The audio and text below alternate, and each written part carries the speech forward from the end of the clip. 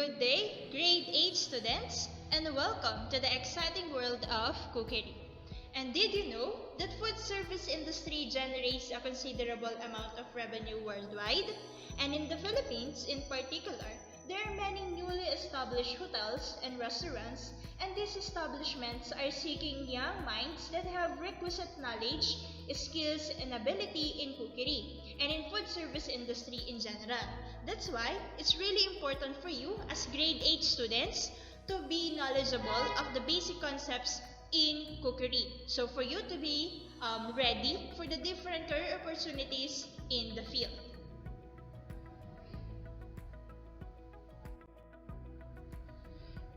So this week, we're going to discuss the preliminaries of the course, which includes the basic concepts, relevance of the course, and career opportunities.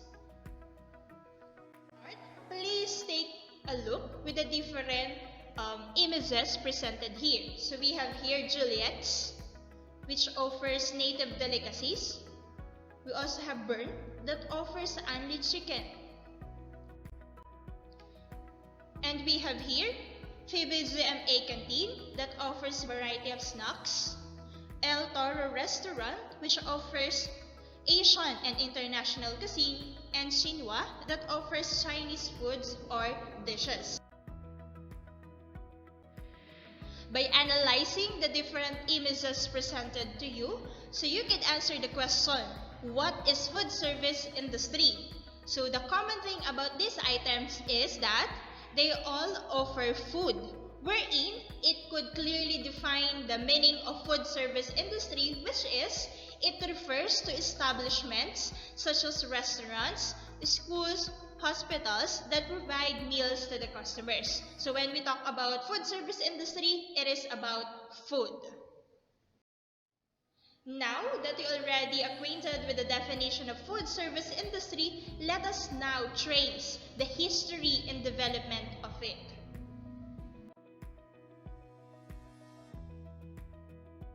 Food service operations started with the invention of oven during 25,000 BC.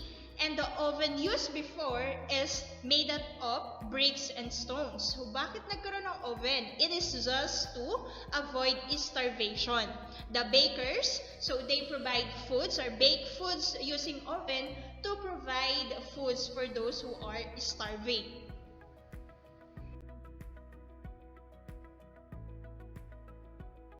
Then after that, during the early Roman times, bakeries as food establishment exist. Then, caterers who offered food and beverages to complement religious celebrations became popular. And since 16th century, food service industry has been growing, and it is now considered as one of the largest and the fastest growing industry in the world. And for that development, we should be thankful with the following personalities. So the first man is Bollinger, we have Anthony Carimi, and George Auguste Escoffier. So let's discuss what are the contributions of the following persons.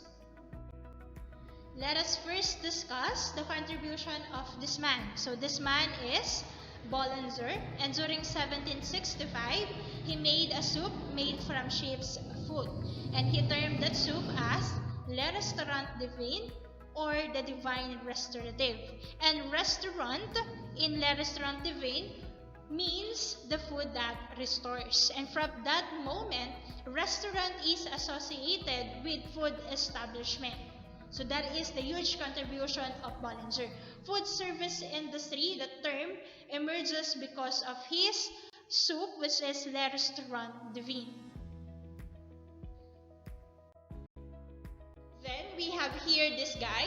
This man is George Auguste Escoffier, and he contributed a lot in terms of food service industry. That's why he is termed as the father of the modern cuisine. First of his contribution is the kitchen brigade system, and as shown on the image, we have here the La Brigade de Cuisine, wherein po we have the executive chef. Then below him po is the different chefs, which is called as the chef de partie or station chef.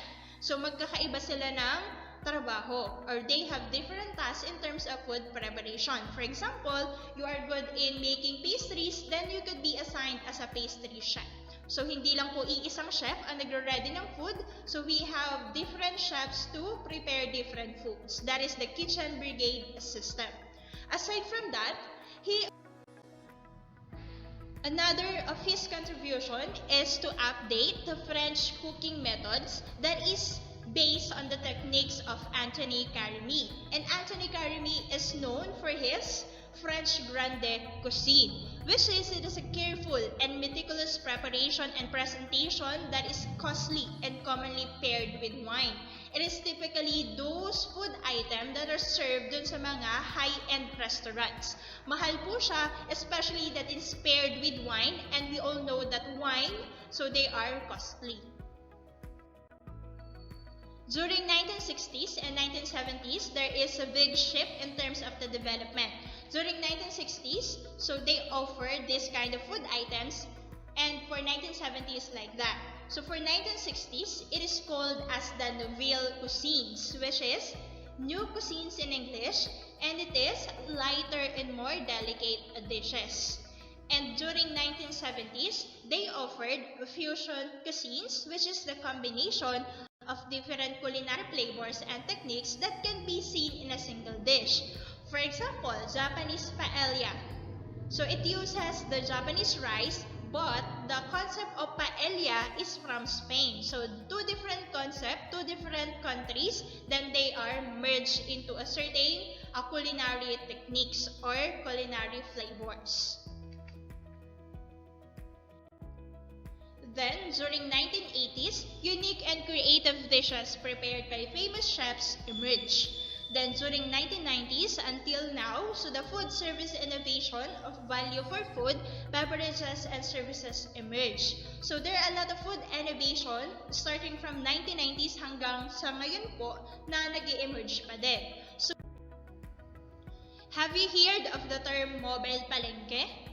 So, because of the pandemic and we cannot go to the market because of the quarantine, so people already experience po na makabili sa mobile palengke. So, hindi na natin kailangan pumunta sa palengke para bumili ng supplies kasi yung palengke na yung napunta sa atin as a mobile palengke. So, that is one of the food innovations that we have in Cookery right now. Here are some of the other food service innovations that we have. So we have kiosk, food cart, food truck, and co-branded operations. So for the co-branded operations, so those are, for example, have you experienced dining na po sa mga food parks? So that is a sample of co-branded operations. Now that you are already acquainted with the development of cookery or food service industry, let us now discuss the important and basic concepts in cookery. To start, let us first answer this question. So what is cooking? Cooking is the transfer of heat onto the food item to improve and or change its appearance, taste, and flavor. It also changes the physical and chemical structure of the food to make it digestible. Just like on the sample, so we have here a raw meat, and as you can see, kulay pink po siya, and hindi pa natin siya pwedeng kainin. But after the cooking process, it is edible now and digestible, and yung kulay niya po is kulay brown na. So that happens because of the introduction of heat into the food item to alter its structure. Since cooking is about the transfer of heat, so let us discuss the different ways on how the heat is being transferred into a food item. So we have three ways. Let us first discuss conduction. So in conduction, the heat is transferred through fire. So just like on the sample here, so directly with the use of fire or by the use of griddle pan or grilling equipment.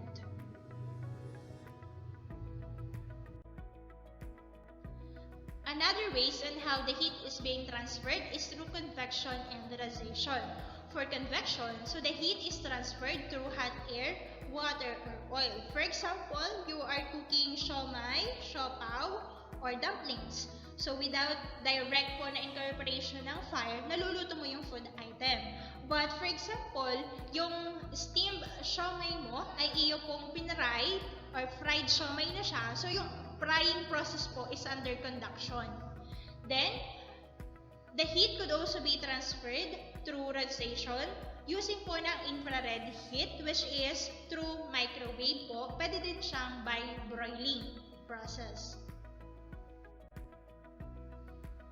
Aside from the different ways on how the heat is being transferred to the food item, you must also be acquainted with these two important methods of cooking. So we have the dry heat and the moist heat method. For the dry heat method, so cooking is done through the use of hot air, hot metal, or radiation. For example, is grilling, roasting. So wala ka pong ginagamit na water pero makakaluto ka pa din.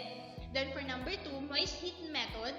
So cooking is conducted using water or steam. For example, yung pagluluto kanina po ng siopaw and siomai. And if you are just simply boiling po or naglalaga ka lang ng itlog, that is undergoing na po ng moist heat method. So if you have time, and nakikita mo nagluluto yung parents mo, so try to check, ano po kaya yung process na ginagamit ng aking mother? So is it dry heat method po ba or moist heat method ba? Ano po ba yung way kung paano na-transfer yung heat? By using of convection, conduction, or radiation ba yung ginamit ng aking guardian? So just try to check. Kasi po on our day-to-day living, makikita natin ang application of these concepts. Now that we are done discussing the history and the basic concepts of cookery, let us now discuss its relevance. Just remember this idea. Cooking is a useful life skills. And bakit nga po ba siya tinuturing na mahalagang skills? Dahil po, once you learn how to cook, you could improve a lot of things to yourself. And you could also acquire good qualities such as independence, creativity, organization, planning skills, confidence, and even social skills. In addition, pwede din pong mas maging healthier and safer yung iyong eating styles. And at the same time, through cooking po, nagkakaroon ng a lot of works, job opportunities, or career opportunities that we have.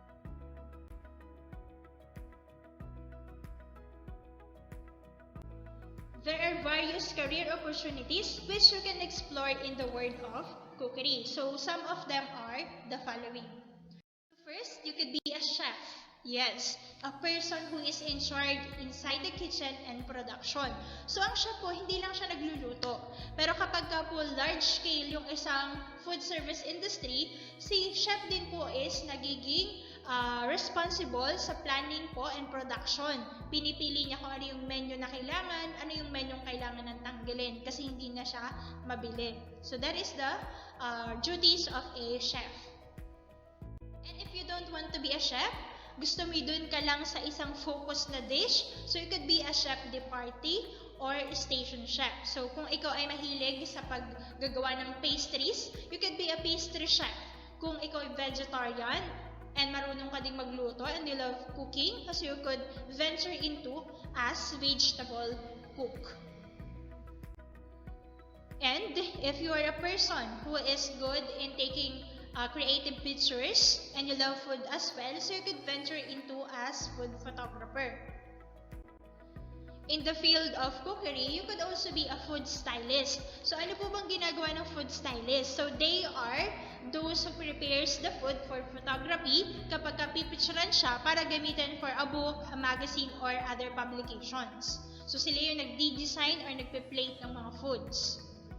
Then, kung gusto mo naman pong maging isang manager who is leading the team, supervising po the certain food establishment, you could be a restaurant manager.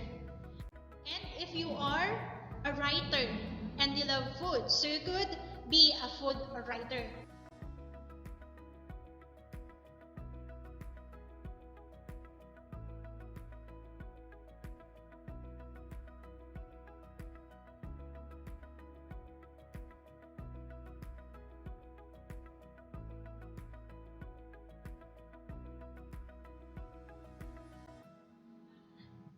Now we are done discussing the different concepts good for week 1. So if you have clarifications or questions regarding the concepts, so feel free to ask your questions. Thank you so much, grade 8 students. Keep safe and goodbye.